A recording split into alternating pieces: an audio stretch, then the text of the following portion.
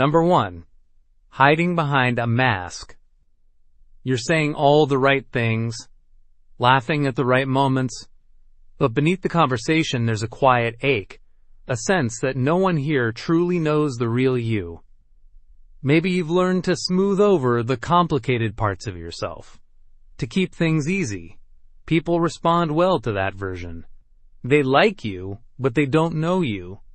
Psychologists call this social masking, concealing your true self to fit in or avoid rejection. When we hide behind a persona, relationships can feel hollow because people connect with the mask, not the person wearing it.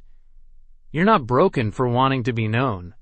Sometimes, letting even one person see beneath the mask is where real connection begins. Number 2. Lack of emotional intimacy. You have people in your life, friends who text, family who check in, but when something heavy settles in your chest, there's nowhere to put it down. Conversations stay surface level while you hold on to things that feel too big to share. What you're feeling is a lack of emotional intimacy, the kind of depth that allows vulnerability without fear. Without it, relationships become parallel lines, close, but never touching. The loneliness comes from carrying your inner world alone. You're physically present, but emotionally invisible. And here's what matters. The need for deeper connection isn't neediness. The bridge to intimacy is built, one honest sentence at a time. Number 3. Feeling like you don't belong. You're in the room, but not of the room. Everyone else seems to belong to something you can't quite access. Your values don't align. Your interests feel different. You try to participate, but there's that persistent feeling of being on the outside, watching others connect over things that don't resonate with who you are. This is called identity-based isolation. We all need collective belonging, the sense that we share common ground with those around us. When our core values or experiences diverge too far from our environment, we feel profoundly alone, even in a crowd.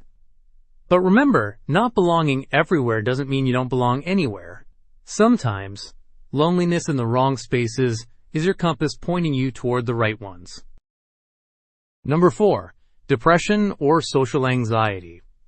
There are days when you're surrounded by people and feel nothing, just a strange distance, like you're separated by glass.